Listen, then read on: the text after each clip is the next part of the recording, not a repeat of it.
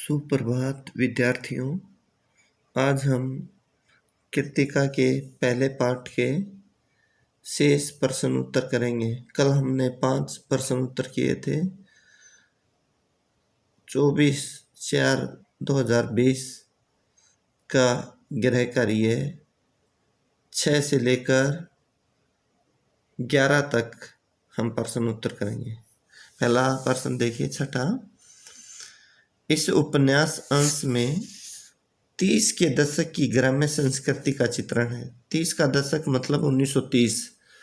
आज की ग्रामीण संस्कृति में आपको किस तरह के परिवर्तन दिखाई देते हैं? आज की ग्रामीण संस्कृति में अनेक तरह के परिवर्तन दिखाई देते हैं। नंबर 1, आज की ग्रामीण संस्कृति बच्चों के परस्पर स्नेह में बंधे हुए झुंड दिखाई नहीं देते या समूह दिखाई नहीं देते, अर्थात ज़्यादातर गेम हैं या खेल हैं बच्चों के इंडोर गेम हो गए हैं। दूसरा पॉइंट है, बच्चे बाहर खेलने की अपेक्षा अपने घरों में अधिकांश बंधे रहते हैं, घरों में ही खेलते रहते हैं, बाहरी खेल कम हो गए हैं। तीसरा, खेलने के लिए पहले जैसे खुले मैदान नहीं रहे, अर्थात जैसे जैसे जनसंख्या बढ़ रही है, औद्योगिकरण के कारण या और कुछ, जो ज़मीन है, खुले मैदान है या और कुछ है, खेत है, हरियाली है, वो समाप्त होती जा रही है। आज उनके खेल तथा खेलने की सामग्री भी बदल चुकी है। जैसे आप देखोगे, आपका कैरम बोर्ड, लूडो या और कुछ गेम आ चुकी है। पहले बहुत कम होते थे बच्चों के पास, ये होते ही नहीं थे। जैसा आपने पाठ में पढ़ा है, मिट्टी और कुछ है या प्रकृति के ज़्यादा नज़दीक होते थे बच्चे। आज के बच्चे क्रिकेट खेलना पसंद करते हैं, मिट्टी आदि के ढेलों से नहीं खेलते। ढेलों का मतलब अपना हरियाणवी में डड़े बोला जाता है, तो इसको हिंदी में हम ढेले बोलते हैं। प्रश्न 7वां होगा, पाठ पढ़ते पढ़ते आपको भी अपने माता पिता का लाड प्यार याद आया होगा या आ रहा होगा। अपनी इन भावनाओं को डायरी में अंकित कीजिए। अपनी डायरी बनानी है, उसमें लिखना है आपको।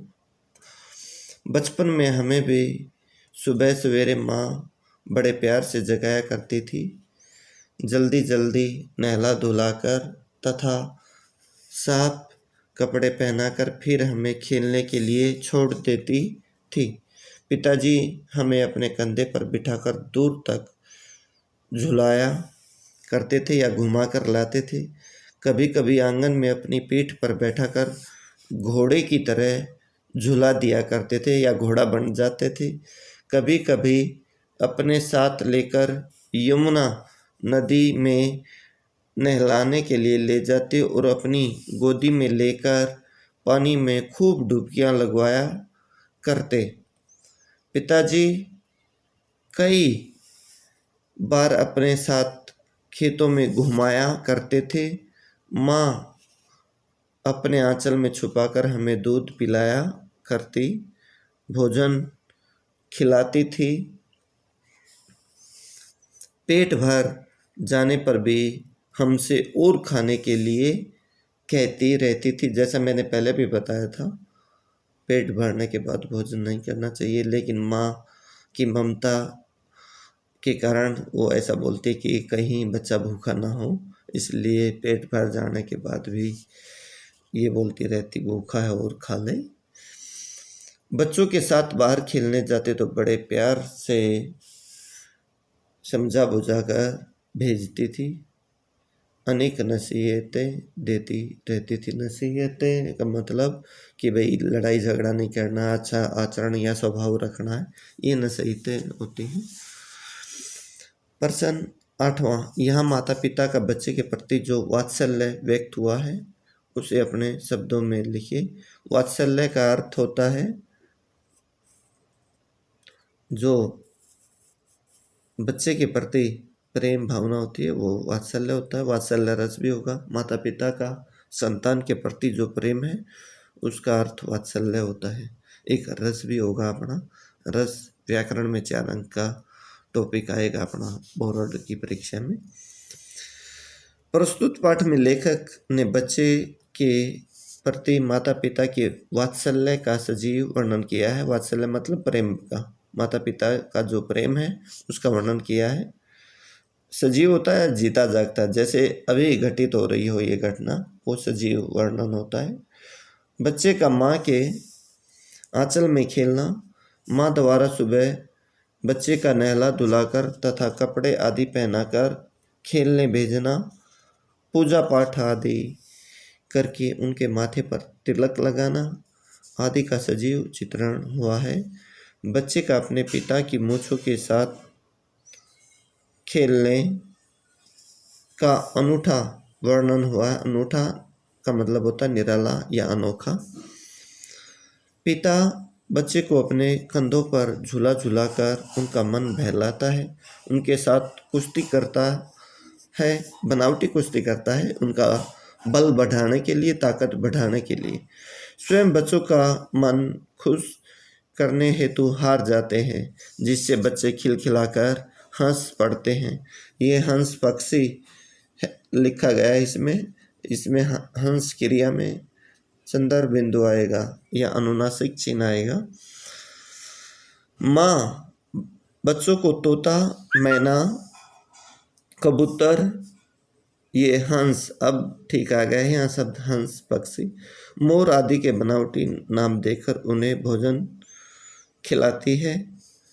यहाँ हंस का मतलब पक्षी है। बच्चों को थोड़ी सी चोट लगने पर माता पिता दुखी हो जाते हैं।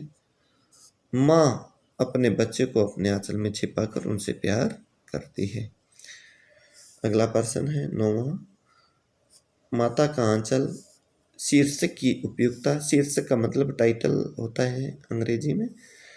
उपयुक्तता बताते हुए कोई अन्य शीर्षक सुझाइए।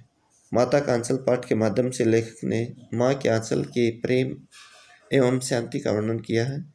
लेखक और उसका भाई वैसे तो अधिकतर अपने पिता के साथ रहते हैं, उनके पास सोते हैं पिता के साथ, लेकिन जो प्यार और शांति उन्हें माँ के आंचल में मिलती है वैसी पिता के साथ नहीं मिलती। माँ अपने बच्चों को नहला धुलाकर कुर्ता, टोपी, तिलक आदि लगाकर बाहर खेलने के लिए भेजती है। पिता के द्वारा रोटी खिलाने पर भी माँ को कबूतर, तोता, मैना आदि के बनावटी